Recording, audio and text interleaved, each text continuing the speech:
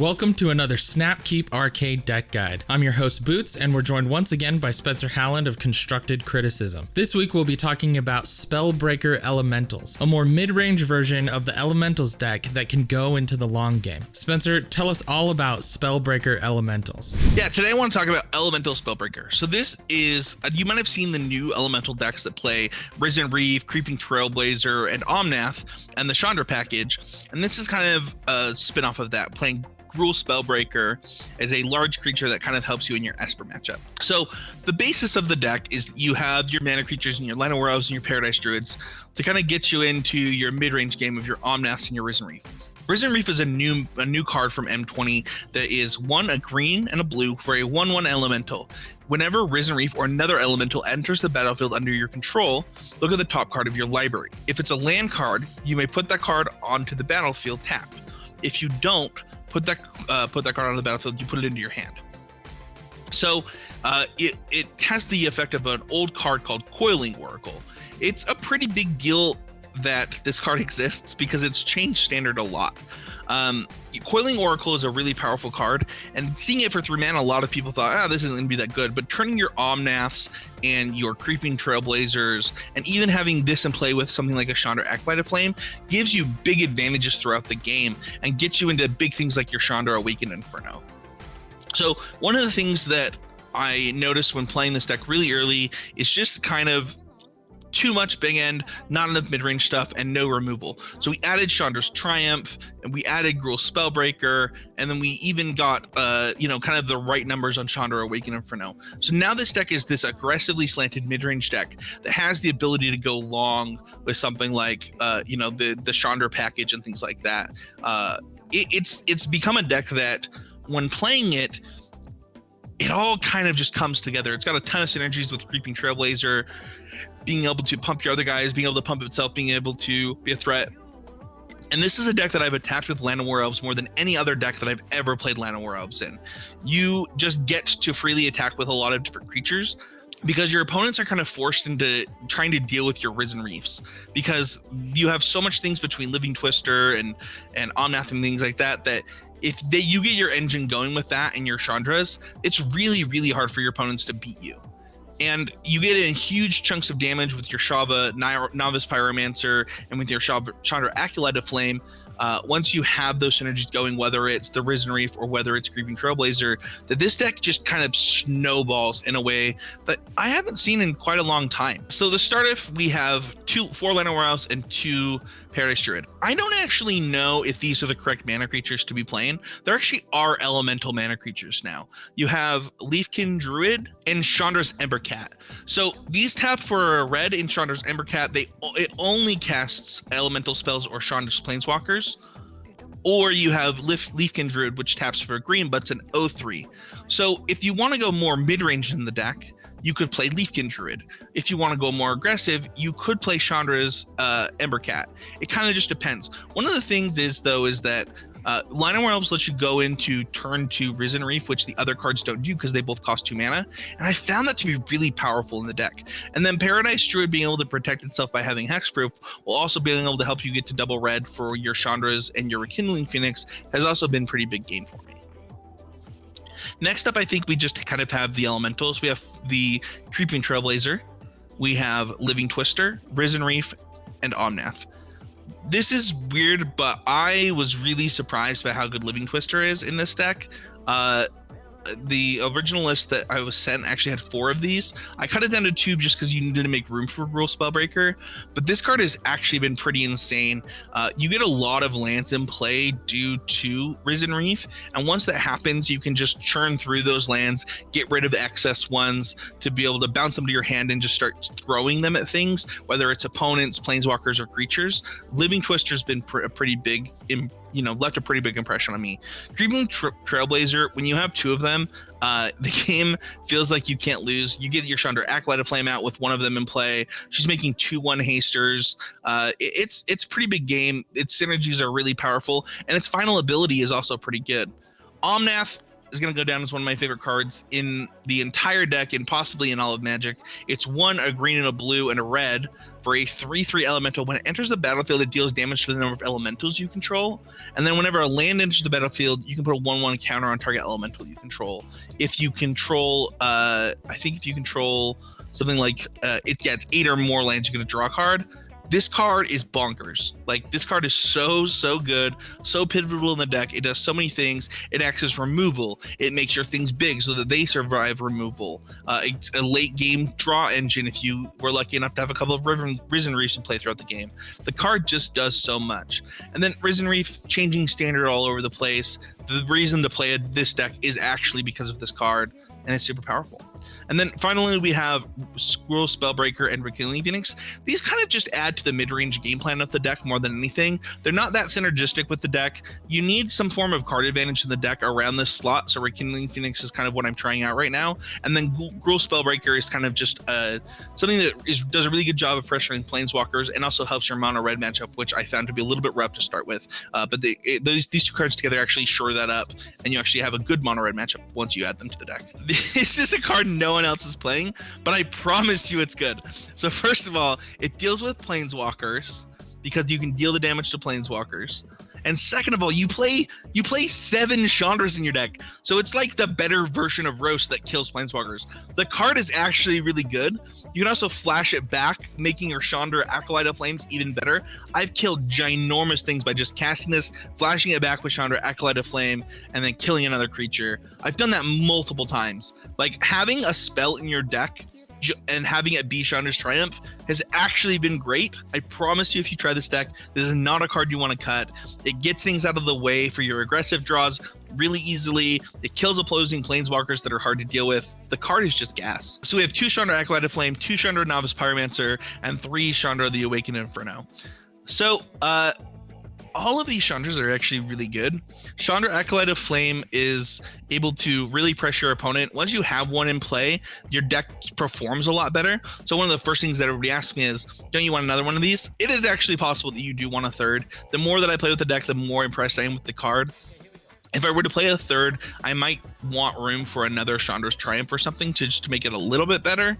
The card does a couple things. One, it makes it so that your other Planeswalkers are really hard to deal with. Once you have a bunch of them in play, if your game plan is just to make your Planeswalkers survive, she does a really good job of that. But most of the time, you're just going to make 1/1 Elementals with a Risen Reef in play, or before you play an Omnath, or with a Creeping Trailblazer in play, and just gain advantages that way. Chandra Novice Pyromancer is actually your best Chandra post board in a lot of matchups because of Chandra's Regulator. But she comes down, she ramps you into your 6-mana Chandra, she pumps your team to make it really hard, and she acts as additional removal in the deck. Novice Pyromancer is probably one of my favorite cards in the deck, and something that I would not consider cutting right now. And then Chandra Awakened Inferno is just kind of this annoying thing that the deck gets to have, where you just play it, you plus after you've dealt them a bunch of damage, and they're like, all right, now I've got to kill this person with this Chandra in play. And it's a really hard, insurmountable edge to overcome. It doesn't often wipe your board outside of your Paradise Druids and your Llanowar Elves, because its Wrath effect doesn't actually kill 4-4 Spellbreakers, and Rekindling Phoenixes get a comeback. And then its biennial ability actually deals with, as we learned on stream yesterday, it deals with, a wide variety of cards with its -X effect, and also gives your deck the ability to kill very large creatures. So Chandra Novice Pyromancer does a lot of things that the deck has trouble with. So for example, if your opponent is playing large creatures, it does 2 things. It can pump your entire team to be able to attack into those large creatures and make your deck a lot faster. It also gives you a bridge into your Chandra Awakened Inferno. That minus ability adding 2 mana to either let you double spell. I've done that a ton of times on stream, where you minus and then you get to play 2/3 drops the next turn. So you get to play a Living Twister and a Risen Reef in the same turn, or you get to play an Omnath and a Trailblazer in the same turn. It's able to, or even double spell with a shot like Chandra Acolyte of Flame and a Risen Reef at the same turn. That double mana when you untap with it is really powerful. So it being able to like come down, deal with some dinky creature, and then blow up your board huge, it's just really, really powerful. The ramping in this adds to that mid-range ramp feel for the rest of your deck, and it's something that you can ramp into with something like your Paradise Druid or your Llanowar Elves itself to make it so that you can actually play something along the lines of a turn 4 Chandra Awakened Inferno. The mana is pretty interesting in the fact that you don't have islands. One of the big things I've noticed is actually how hard it can be to get the appropriate number of red sources, which is another reason why Chandra Novice Pyromancer is really important. Your red is kind of choked. You have a lot of cheap red spells, and then you also have double red spells, but you only have one mountain. The reason for this is you need to play some number of forests to play Llanowar Elves. But other than that, you do play quite a bit of tap lands. You have 4 Hinterland Harbor and 4 Rootbound Crag and 2 Sulfur Falls. So you're going to have some number of hands that have all tap lands that you're going to have to mulligan, and that's something to be aware of. The number one thing that I would say is just like understanding, you know, how to use your Acolyte of your Chandras together. You know, when you're going to do what with your Chandra's Novice and your Acolyte of Flame when they're in play together is really important. And then also, don't forget that your Omnath can, you know, pick off things after you attack and things like that. But the number one thing that I've noticed is, and just so we know, Locus of the Roil, that Omnath, it deals its damage anywhere. The first time I played the deck, I thought it only dealt to the creatures, but it can actually just go dome a planeswalker or somebody to the face. And then it gets a lot more powerful if you do it with a Chandra Acolyte of Flame. You can like plus the Acolyte of Flame, get rid of the X3 that's going to block those tokens, and then attack with the tokens all at once. So that's really important. So in the sideboard, we have 2 Chandra's Regulator, 2 Entrancing Melody, 2 Fry, 3 Negate, 1 Pulse of Murasa, 2 Thrashing Brontodon, 2 Shifting Ceratops, and 1 River's Rebuke. So Chandra's Regulator is to help you post board against Esper. Once you have this in play, Esper and Grixis decks actually have a really hard time beating you. I've actually never lost with it in play against those decks. It's really good. You have a ton of Chandras in your deck. You know, it really, if you get to make 4 tokens and then pump those tokens +4/+0 with the Chandra's Regulator, the game's usually over if you have those Chandras in play. Entrancing Melody is a good way for the deck to get card advantage and kind of slow down some of the different decks. One of the cards that your deck has a lot of trouble with, for example, could be a Danto Vanguard. This is a clean answer to it. It steals Hydra and Krasis. There's the new Hydra that fights something or doubles its counters. It steals that really easily. Fry is just really good because it deals with both Planeswalkers and those mono-white aggressive decks, alongside of things like Lyra, which is something some people are going to board in against you. 3 Negates and 1 Pulse of Murasa. I'm considering making 2 Negates and 2 Disdainful Stroke, or even the new Ether Gust. Just trying different things in these slots. Pulse of Murasa was something interesting because your mono red matchup was so bad with the old versions of the list, but now that you're playing Gruul Spellbreaker plus Rekindling Phoenix, I think that your matchup has improved a lot and you probably don't need that. So hedging your counter spells would be pretty powerful.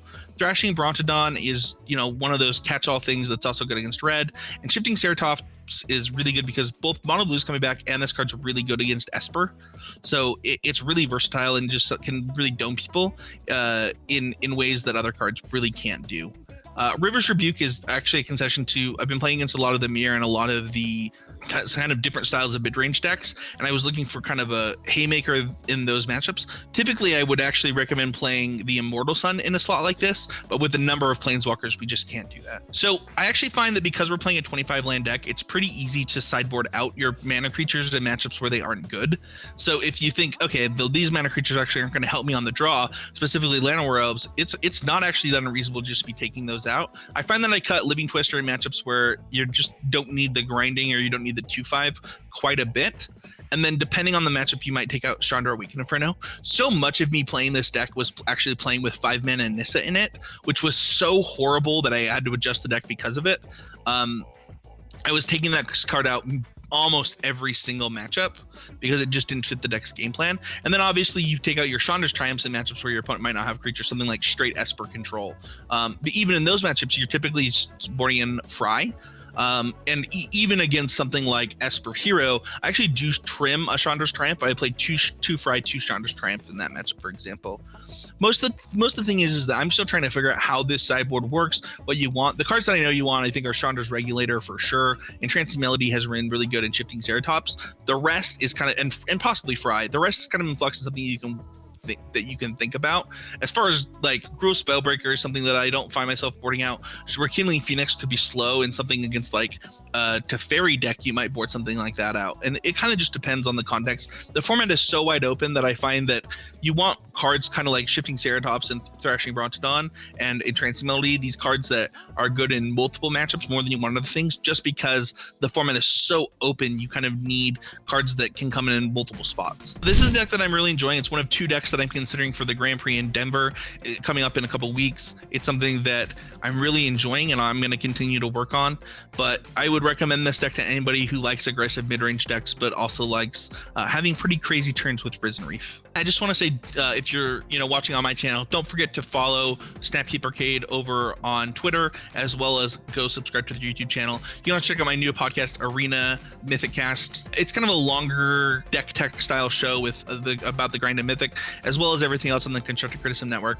And once again, I just want to thank you, Boots, for letting me come on and talk about the decks that I love each and every week. It means a lot to have somebody as amazing as you to kind of edit these videos and make them as cool for the people watching at home. And then, if you're listening at home, thank you so much for listening, and don't forget to check out Boots on YouTube.